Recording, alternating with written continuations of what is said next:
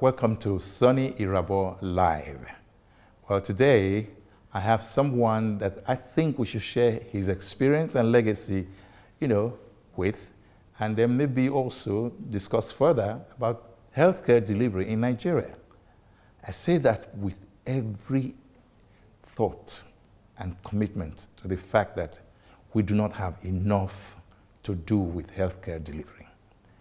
Well, I'm very happy to meet and ask you to meet Professor Ajovi Scott Emuakpor. Am I correct? You are very correct, sir. Thank you. Professor was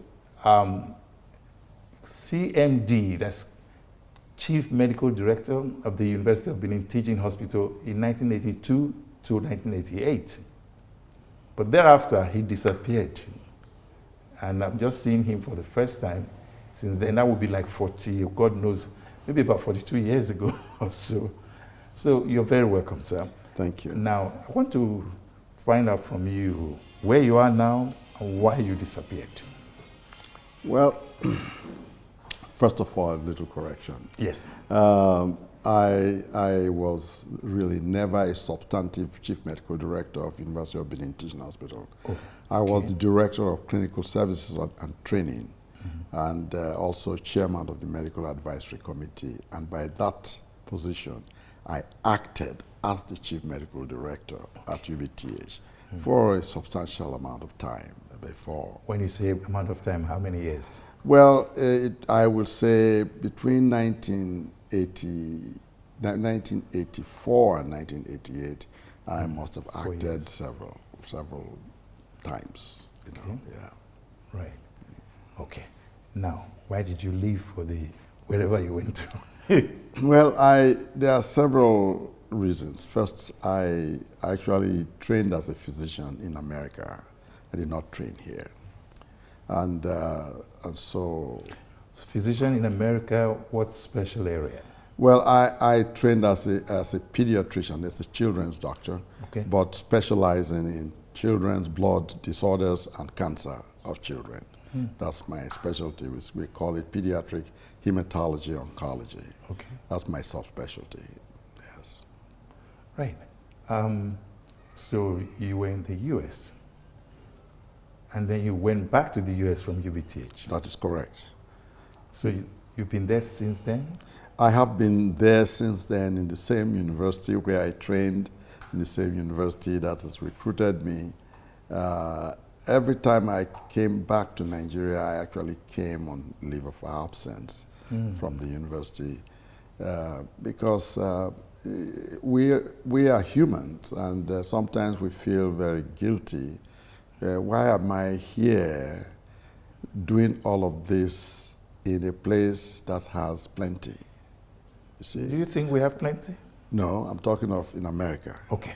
Why am I in America doing all of these things that I'm doing? Okay. Being acknowledged, being celebrated for my expertise in a place where they have plenty. If America wants 100 me, they can train them within a year. You see, but Nigeria cannot train another me for several years because the instrumentation for training and the facilities and infrastructure for training a person with my expertise are not there. Whose fault readily is that? available. Well, it's difficult to assign fault, and the reason why I say that is this. You see, a number of people, well-meaning, believe that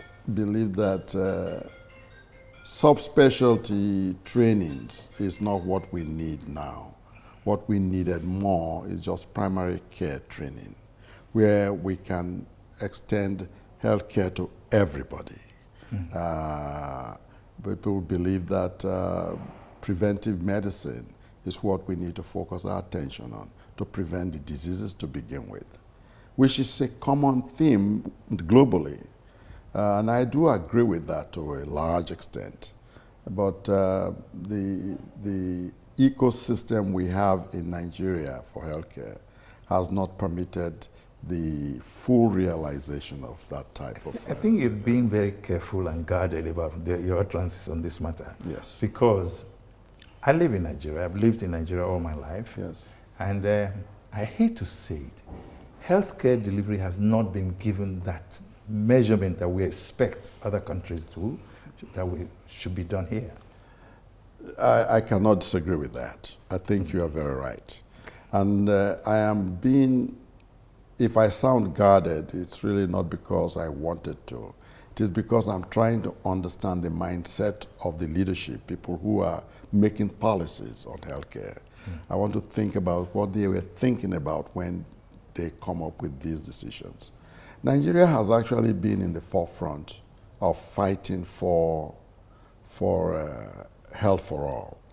Nigeria participated in the WHO declaration, Alma Ata Declaration of Health for All by the year 2000. Which we have gone past 2000, that's 24 years ago. Yes. And we still haven't achieved it. Nigeria also went to the African Union and stated that in regards to healthcare, all nations must devote about 5% of their gross national product into healthcare. Nigeria sponsored it. That Nigeria itself has not been able to achieve what they sponsored. That is very sad to hear. But why would that be the case? Why would I sponsor something and I will not be in the forefront of leading the process of showing or leading by example, as you say? Why? Well, again, I don't know what is motivating or what is creating this problem. I cannot tell you because I'm not in the political circles.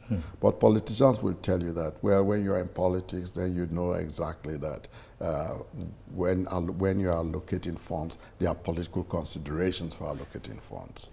I keep telling them that whatever political consideration there is, healthcare should take priority. True. Because the saying that a healthy nation is a wealthy nation is true and has been true for centuries. If you don't keep your population healthy, then you cannot be wealthy. Wealth will continue to be stuck in a few hands, and they determine and manipulate the system to their advantage. You've been away now for more than 40 years, and one would expect that once in a while you come home, share your ideas with people in government, share your ideas with your co-professionals. But do you see that happening? Has that ever happened between you and them? Oh yes, many times. Okay. Many times. Let us share some of it. Yeah, for instance, I have, since I've been gone, I've been back here on several academic missions. I've given a keynote address to the Pediatric Association of Nigeria. That was in 2002 when they met in Asaba. And I spoke to them extensively about sustainable development, how the recklessness of our industrialization have completely obstructed the health of the people. For instance, all of the exploration of oil and exploration of natural gas in the Niger Delta has completely decimated the Niger Delta. Fishermen can tell you that they cannot fish successfully anymore. And even if they did, nobody knows the content of that fish that we eat. All right. The farmers will tell you all of the flaring of gas has completely decimated their farms because of the heat and all of the pollution in the atmosphere. Their crops are not growing as well as they should grow. So even the farming, everything that sustains life and sustains health that was affected by the exploration of oil. But the people who are benefiting from it, the multinationals, the Nigerian elites who benefit from it, really don't care. They don't care because their health care is not determined here in Nigeria. When they are sick, they go abroad. And in fact, most of them have their families abroad. So it doesn't matter to them. So that was the theme of my keynote address. Yes. Then, of course, the Nigerian Medical Association invited me in 1960 during their 50th anniversary to deliver a keynote address. 2010. 2010. Yes, I remember that. Yes, 2010 in Right. Abuja. And my theme there also is I talked to them about the evolution of healthcare systems in Nigeria, and told them how Nigeria has one of the worst healthcare indices in the world. For instance, life expectancy, infant mortality, maternal mortality. It has reached a stage in Nigeria where pregnancy is a disease, literally. Because if a woman is pregnant, you are not even certain that when they are going to deliver, they'll deliver successfully. You never tell. So all of these are the things I mentioned, and I try to postulate, I try to state which way forward. What was the reaction to your It lecture? was very well received by my But did it peers. influence any decision process by any The government? only way it can influence the decision process is by advocacy. Okay, and again, that was part of my presentation to them. You see, you cannot continue to fight the government by incessant strikes and expect the government to listen to you. But the people are suffering. That's Yes, the problem. yes, true, true. But you see, our profession in medicine does not even condone a physician saying that I'm not working anymore. You see, we took an oath. The oath we took is called the Hippocratic Oath. That Hippocratic Oath does not include refusing to take care of a sick person, you see. But the Nigerian government has almost always seduced the association into strikes by refusing to do basic things. And the association allows that seduction to take place. They seduce them, then they do something, then everybody says, oh, look, you see, doctors are... And the people suffer. The people suffer, you see. So, so my presentation to them is that let us adopt a different style, you see. Let us continue relentless advocacy, even if we have to pay professional advocates to help us tell our story, to help us represent the people, because the people are suffering. Yes. There's something about this whole process that I'm looking at. There's the presidency, there's the National Assembly or the legislature, there's the judiciary, and then there's the rest of us. Yes. In all of these, healthcare delivery and education is for everybody. Yes. So, you mentioned the Hippocratic Oath. When we come back, we'll get back to that question I was about to ask, and of course, the Hippocratic Oath, and then we'll be finding out some more about why Nigeria is the way Nigeria is regarding healthcare. We'll be right back. Welcome back. Yes, I was asking a question, regarding how Nigerian government, Nigerian people, everything is moving together, I suppose, for good, but it's not always the case. Then we talked about the Hippocratic Oath. My question, sir, and welcome, of course, I'm talking of Professor Ajovi Scott Emuakpor. That name is a powerful name, but we'll talk about that later. Let's get to the issue of the day. I'm worried about Nigeria's seeming indifference towards healthcare delivery. And how does that encourage or discourage or motivate you and your colleagues? Well, I'm glad that you qualified it as seeming indifference. Publicly, we cannot accuse Nigeria of being indifferent. And why? We have a federal ministry of health, a ministry, a cabinet position devoted exclusively to health.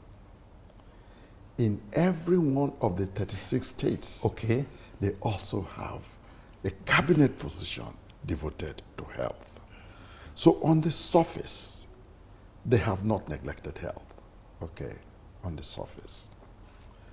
What is more important is what facilities have they given to those positions for them to execute policies and the ideas of caring for the people. You see, the truth is this: health care is not a privilege. It is the right of every citizen to have adequate health care, adequate access to health care, and that must be provided by the government. Is the government aware of this? That's the question. They are aware of it. Why are they indifferent, or why do they sound as if they do not know?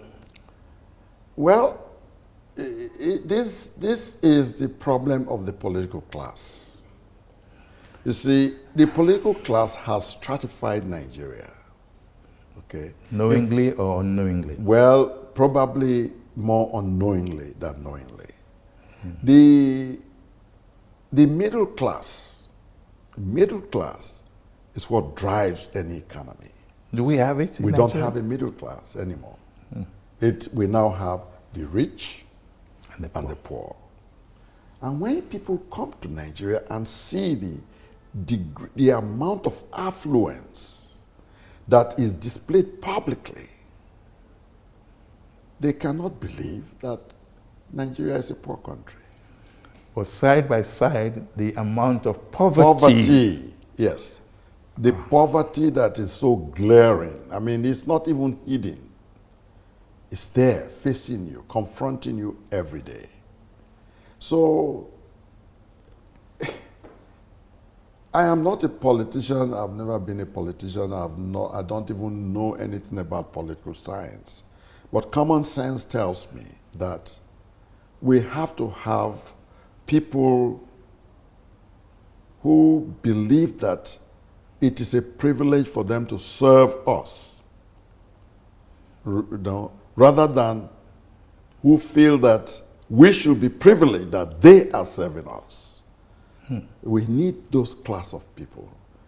But many of them do not have the resources to go into politics. Even if they do have the resources, they probably do not have the connections to go into politics. Politics has almost become a cult. It's like a cult where you have to worship the cult leader for you to be anything at all. Even from the level of the local government, all the way up to the National Assembly. You brought something that is a bit sore in Nigeria, local government, the relationship between, you see, I mentioned earlier the presidency, the judiciary, and the legislature. Now you also have the presidency, the state, the local government. But there's a general belief that the local government does not exactly exist, or is not given a chance to breathe the way it's supposed to. Otherwise, is it not the same local government that should take care of the people? Yes. And therefore show that primary health care is, as you said, a right. Yes, it is. But that's not happening here. All right. Or am I overjudging? No, you're not. When I was at the University of Benin Teaching Hospital, one of my charge from the minister is to make sure that all of the primary care centers we have claimed to build are functional. And it was indeed very effective. We went to Ogbona, we went to Udo, we went everywhere to ascertain that we have a primary health care that functions. But that is nothing. It's just a drop of water in a bucket of notion of. You can't achieve much unless there is a spirited effort backed by policy and backed by resources to achieve it. I don't understand, because it's the same people that vote people into power. Yeah. It's the same people that at the end of the day are not taken care of. Yes.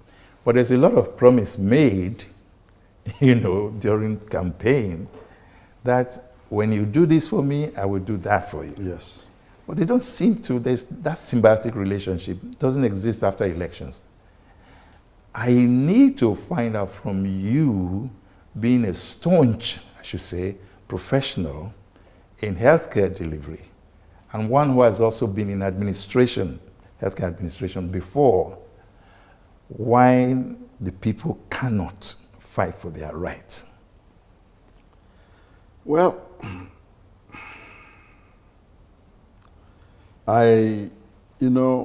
people who have very little,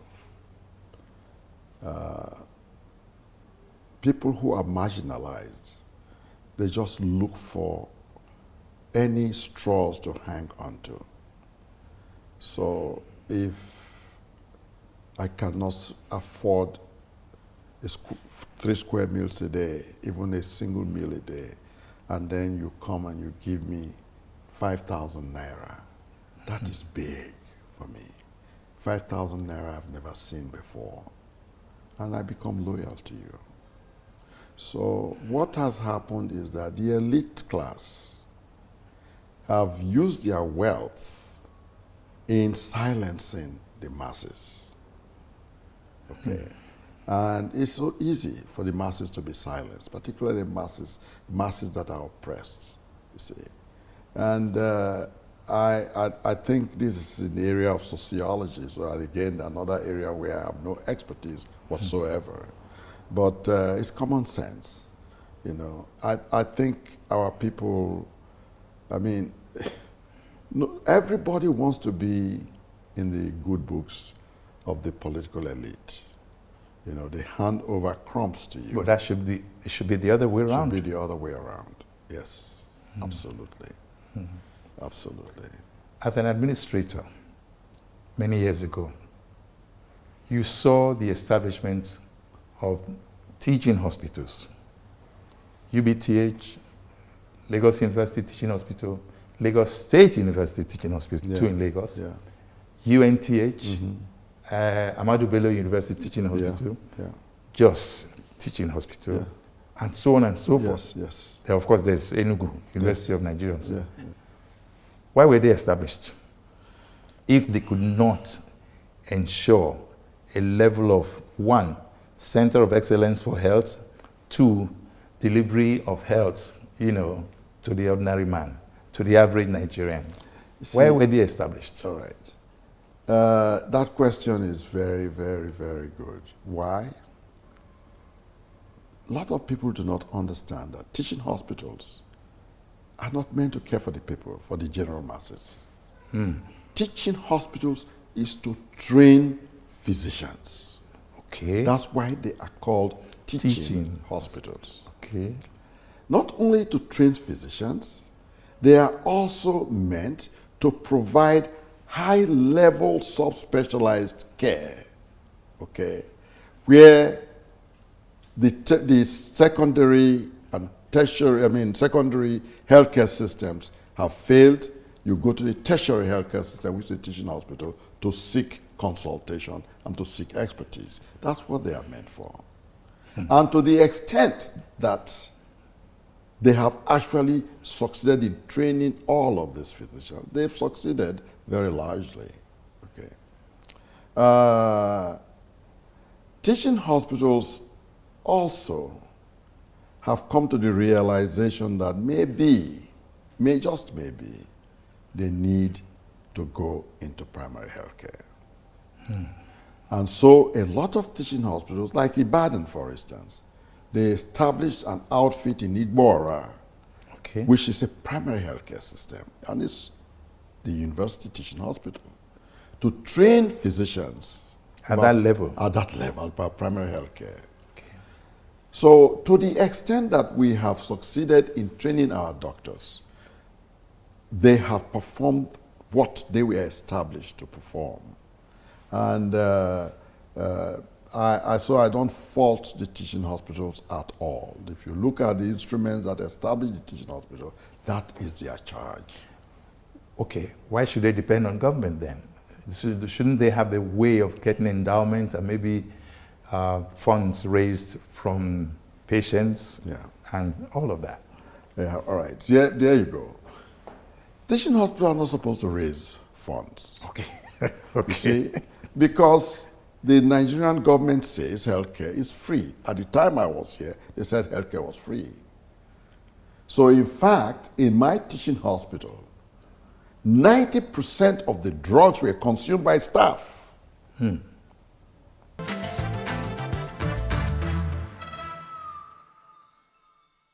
Welcome back. This is Soni Irabor Live, and we have Professor Ajovi Scott Emuakpor, our guest today.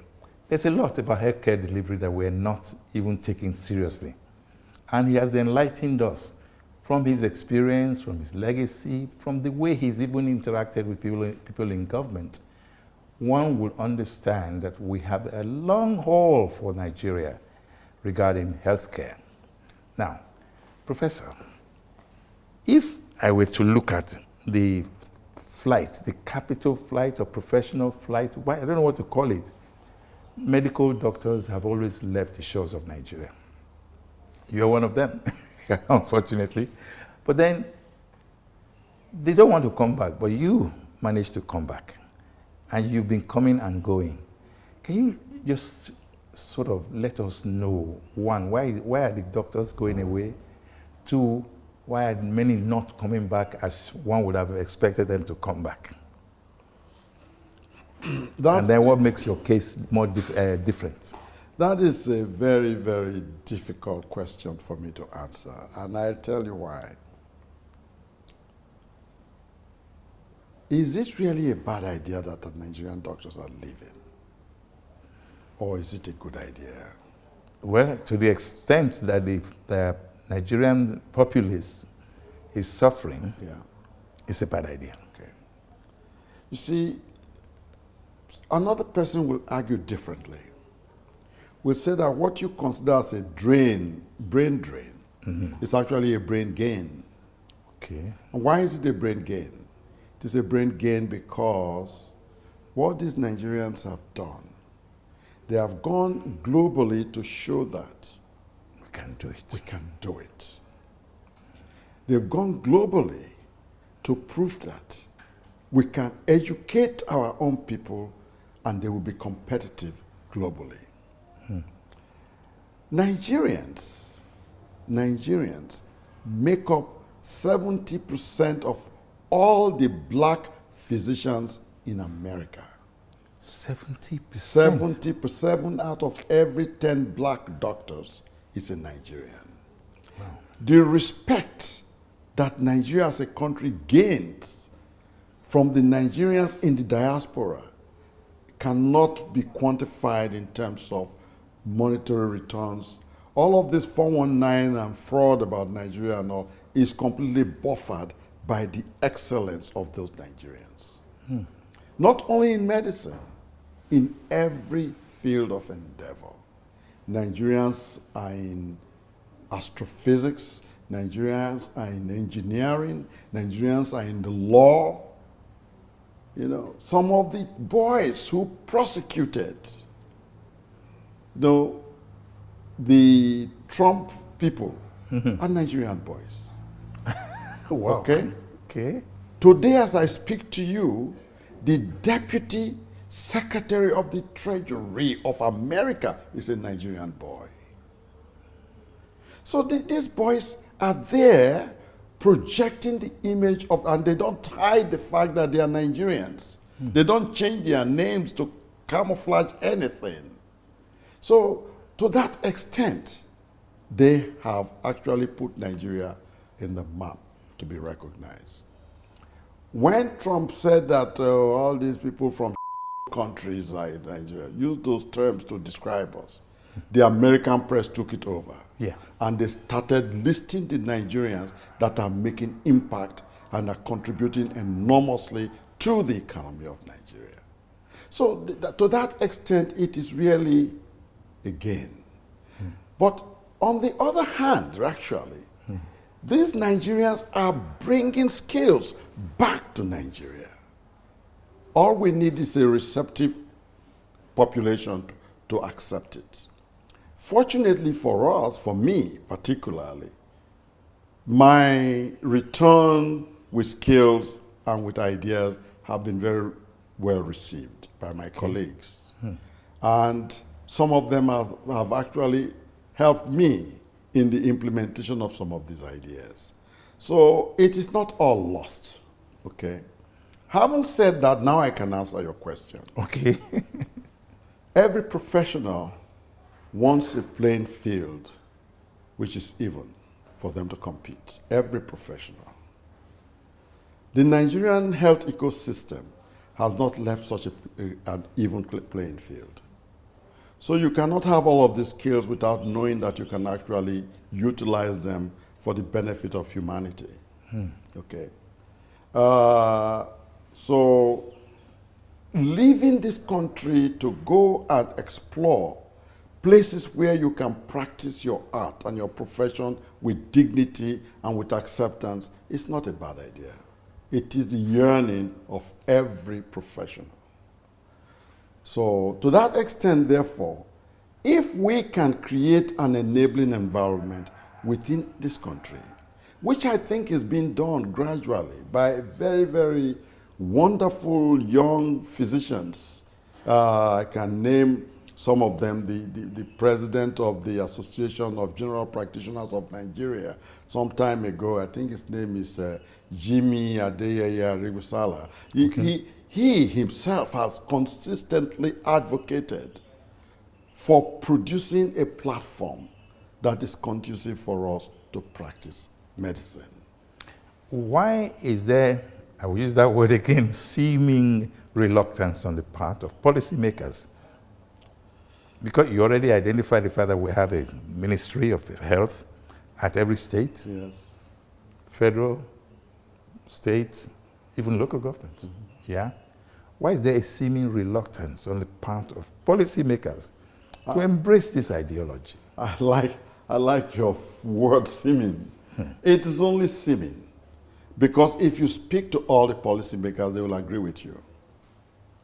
Okay? Agreeing and not doing anything. Exactly. You see, those are the difficult people to debate with. A man who agrees with you, there is no basis for debate. But if they don't agree with you, then you can enlighten them. What if when they don't do anything? Well, when they don't do anything, that is the point where you are powerless. That is what makes us so powerless. Because I cannot force you to do something that you don't want to do. You see? So you say, oh yes, that's true. That's the way it's supposed to be done. Then you don't do it. I can't. There's nothing I can do. But there's nobody that is above the law. That's true. Nobody was put there to make policies for himself. That is true. Or on behalf of the people. That is true. So if the people should say anything, I think democracy said government of the people, for the people, and by the people. That's true. There doesn't appear to be any reference to or for the people. Yes. In Nigeria. Yeah. That is where the contention lies. But that's what worries me. That is again some of the argument of political scientists. Is government of the people, for the people, by the people, a good government for Nigeria? I don't know. Okay, what other government is that can be good for Nigeria? Well, just as Winston Churchill said, democracy is a horrible institution except for all the others. Okay? Say that again. Democracy is a horrible institution. Yeah, except for all the others. Except for all the others. Yes. Can you expatiate on that? That means that as bad as democracy is, Still the best. it's still the best. Of course. So democracy itself is not perfect. So what you are describing is the imperfection that is inherent in democracy. And so people take advantage of that. Yes. To the extent that they use it for themselves. For themselves, absolutely. At the expense of the people. Absolutely. Do you think that today, if you decide that, meet Soni Irabor, I am going to contest for the presidency of this country, do you think you will see light of day? There's no even playing ground. You see, this system has entrenched people who want to keep it that way. There's nobody who can just break through the system to become somebody to be recognized. Even if you do, there's no way you can convince the population that you are the best candidate. Where is the platform to do so? You see? So that's what democracy says. So we elect people. I mean, can you imagine a country where we have Nobel Prize winners, Wole Soyinka, where we have Chinua Achebe, where we have Christopher Okim, all these eminent people, okay? Who did we elect as presidents in the past? Look at them. None of them. Look at the people who have become presidents of this country.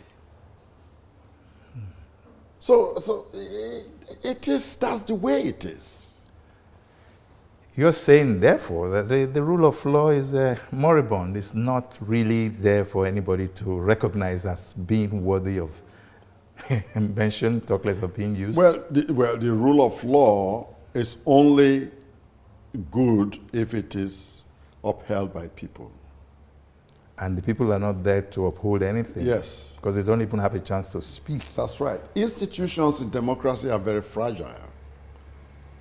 People have to believe in those institutions for them to exist and for them to be sustained.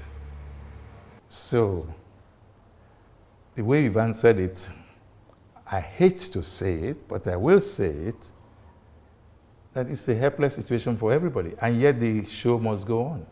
The show must go on, and the show must go on with right-thinking people, people with ideas like yourself. Who are the right people, the right-thinking people? Who are they? You and I are conversing now, and you have the ability to reach one or two people. You may be able to win one or two disciples into the fold, and so it is not something we can accomplish overnight. It's a slow process. And as long as we do not give up, as long as we do not relent, then we can only have an aspiration for a success sometime in the future. Even the Bible itself said it. You must not be tired of doing good. You know, if you do good, continue doing it, regardless. Yeah. Okay. In one of your lectures, you alluded to the fact that any teacher of medicine that still goes to the classroom text and is not evolving, I'm paraphrasing now, is not doing the right thing. Am I right? Do you want to put it in proper, broader perspective? Yes, it was a lecture that I gave in the University of Ibadan called the Alexander Brown Memorial Lecture in 2002. Okay. I spoke about the way we teach students, the way we teach students to become doctors. And I said that anybody who is teaching medicine today, the way they learned it yesterday, is doing something wrong. And I still believe that. And the reason is this. Curriculum is meant to serve a society. Yeah. This Nigerian society is not static. It's always evolving. And the youths are showing it. Yes. So why must the curriculum be static? When I went to medical school, I didn't go to medical school here. I went to medical school in America. But even when I was teaching here in medicine, we did not have this type of problems we have today. The degree of road traffic accidents have multiplied. Okay? Is there road traffic accident management in any medical school curriculum? No. Why not? That is a problem that we need to face. Even first aid. Even, all right. With traumatized patients. Exactly. Intensive care. Exactly. A lot of people, who have accidents die not from the accidents themselves, but from losing blood, bleed by the roadside. And is there anybody who knows how to stop the bleed? Wow. You see, so these things we are doing here, this mission we came with from Nigeria, from America to Umuahia, one of the things we were teaching is how to stop the bleed.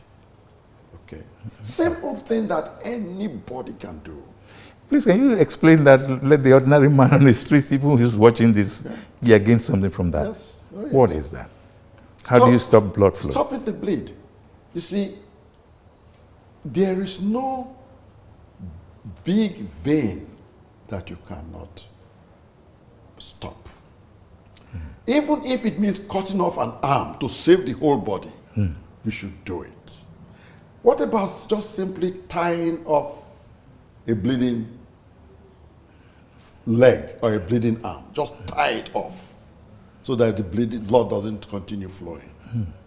True, you may lose that leg, but you will save the person. The whole body. So these are the things, and what kind of treatments do you give? What kind of management can you administer on the spot? It's a thing that any lay person can learn to do. Now you've said something that triggers my curiosity again. You take a patient, an accident patient, for example, to a hospital.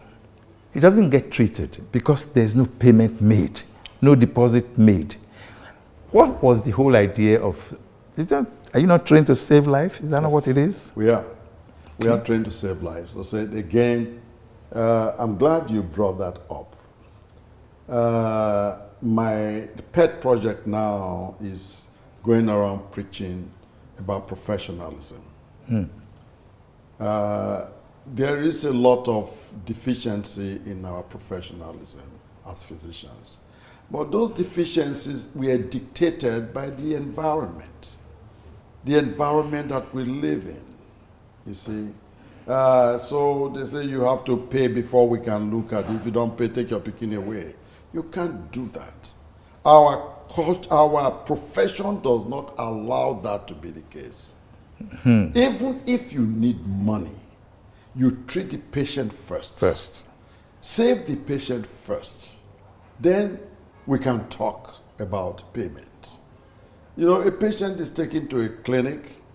You say, no, I don't do this work. Take him to another clinic. That is not even professionally acceptable. That clinic must take the patient, stabilize the patient first. Make sure the patient is stable to be transferred to another facility before you let it go. That is the professional way we are taught. So I am thinking that maybe we should begin to include professionalism as a teaching method. We should teach professionalism in schools. But in doing so, I realize that professionalism can differ in different places. But we can teach it. We can teach the concept. Why do you say you realize professionalism can differ in different places? Oh, yes, it can. It can. No, I feel curious, but let me just take a short break so that we can take some messages and we'll be right back.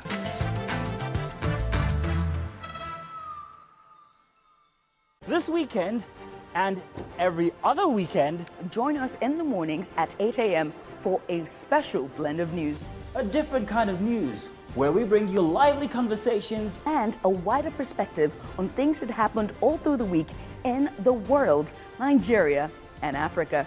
We bring you fresh perspectives, engaging discoveries, and the big stories that matter. It's Breakfast Extra, Saturdays and Sundays at 8 a.m.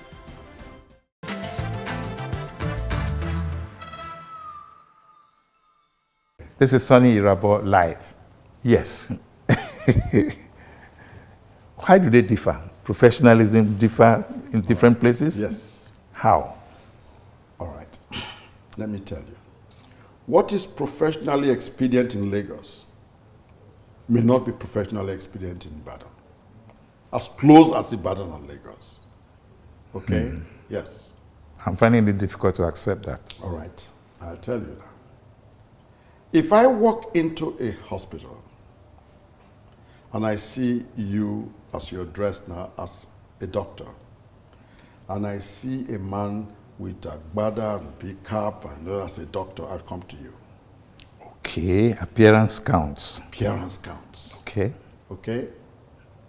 But if in Ibadan, they expect to see a doctor looking so flamboyant, it will not mean a thing to them. But in Lagos, it means something. Okay? In fact, if in Lagos, if I dress the way I am now, you dress the way you are now, and they say, which of these two people is the doctor? I bet you they'll think I'm the one, because I have this suit and everything. You see, so those are the differences. That's why professionalism may differ. Well, see, what is professional expedient in one place may not be professional expedient in another.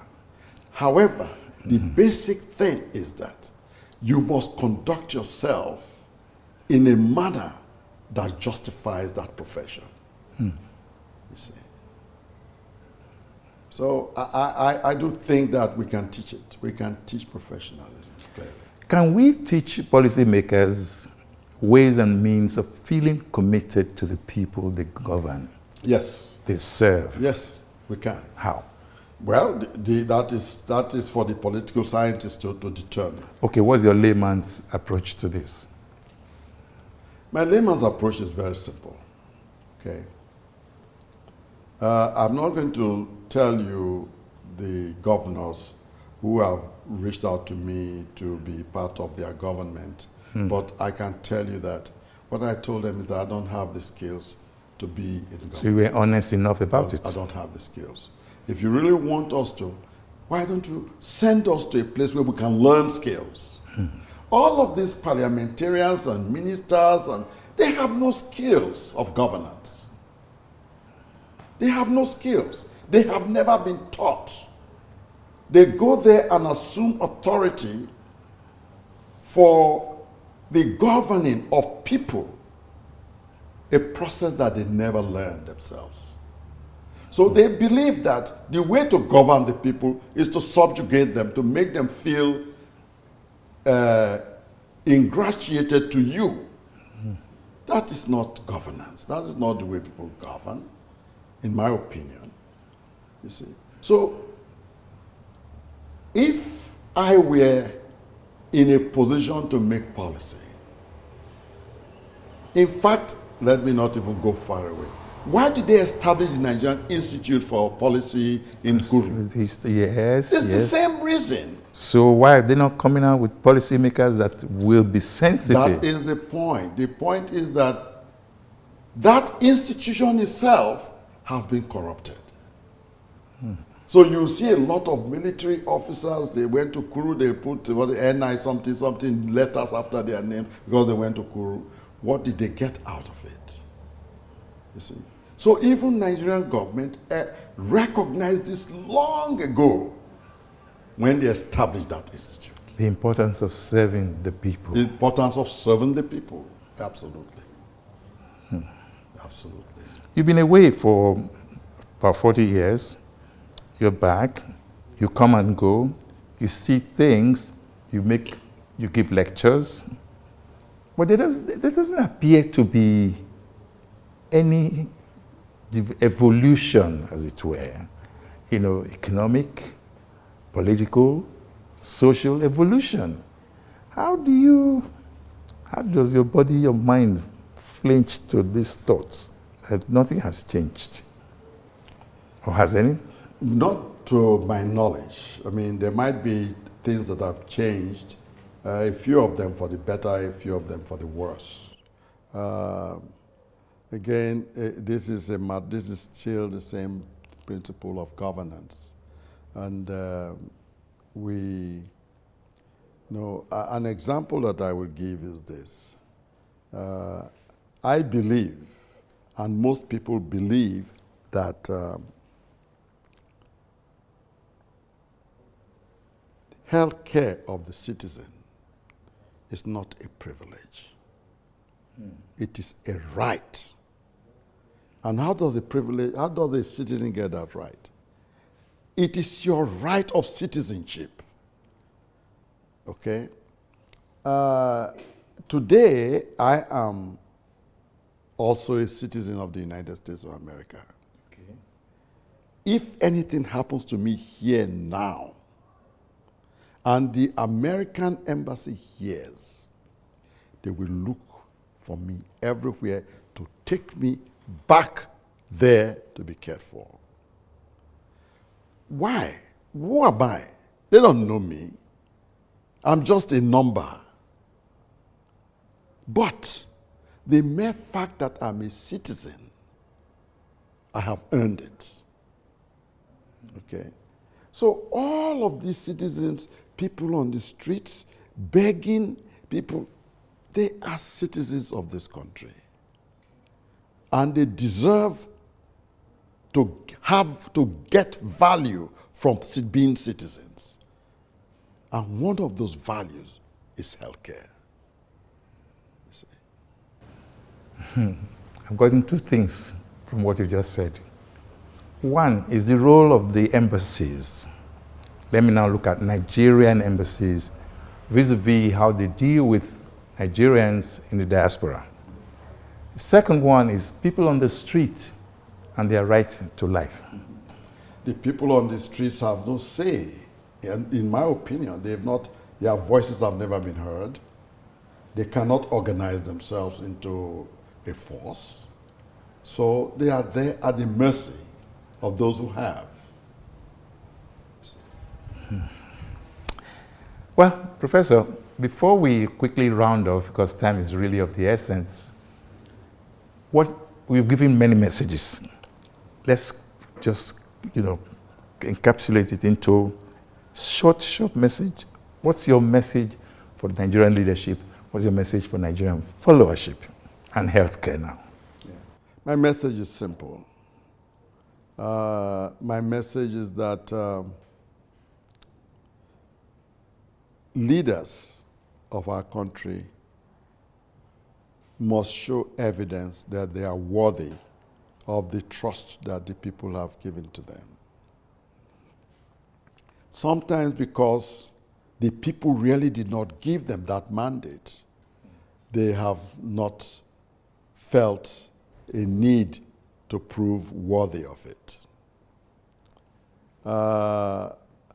You see, service is a privilege. Service is a privilege.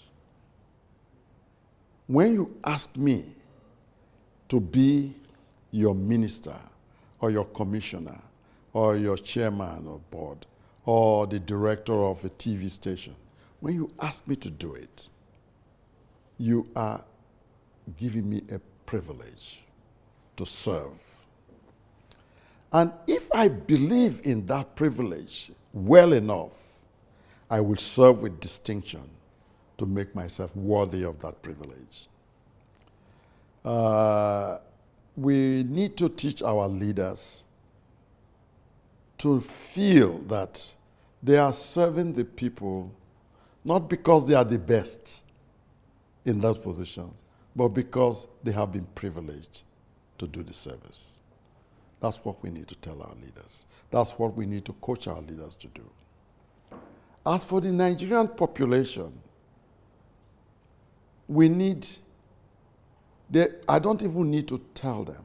The degree of patriotism in Nigeria, I have not seen anywhere else. People no matter what anybody argues. A Nigerian is very proud to be a Nigerian, regardless of the state of decadence that they feel. They feel that they are Nigerians. And they want what is best for this country. They want what is noble for this country, you see. They want to be given a chance to select their leaders, not to be defrauded of that opportunity. That's all they want, you see. So all I can say is that they must not relent. They must continue to persist. They must continue to march along with those people who are like-minded in this struggle for emancipation of ourselves and of our minds. This is all I can tell them. Although I don't know what else I can say that will be better than what they are already doing. With respect to healthcare, we will continue to do our best. We'll continue to advocate for what is best for the Nigerian population in terms of healthcare. We will continue to mobilize all of our colleagues who have skills to transfer to please come to transfer those skills. And we've done a very good job of it in the last 25 years by the Association of Nigerian Physicians in the Americas. Thank you so very much. This is a very heartwarming interview for me, very in-depth, and I think we got the best out of you. Well, thank you very much. Thank you, sir.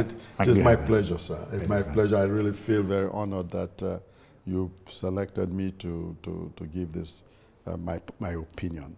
And I want to assure you that whatever I'm saying is my personal opinion. I'm not representing anybody. You know, I'm going to be 86 years old. 80 what? 86 in May, in this next month. I'm going to be 86 years old. And I'm just telling you what my own experiences in life, in my journey is. That's what I've tried to share with you. God bless you, sir. Thank you very much. Many, many, many happy returns You, and sir. many more good years of good health and mind and body. Thank you, sir. Thank you so very much. Thank you, sir. Wow. Thank you.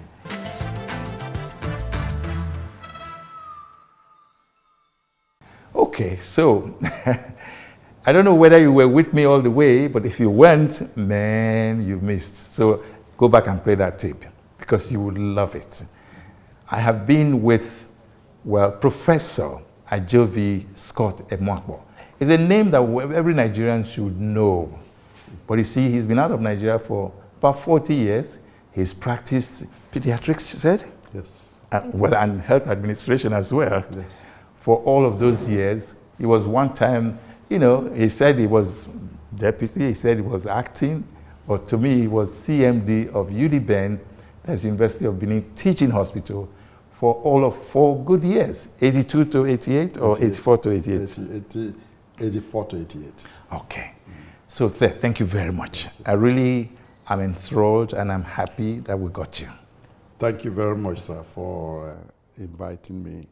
I feel very honored by this invitation. So the journey of a million miles begins with one step. Yes, that's right. Thank you so much, sir. Thank you very much. Thank you.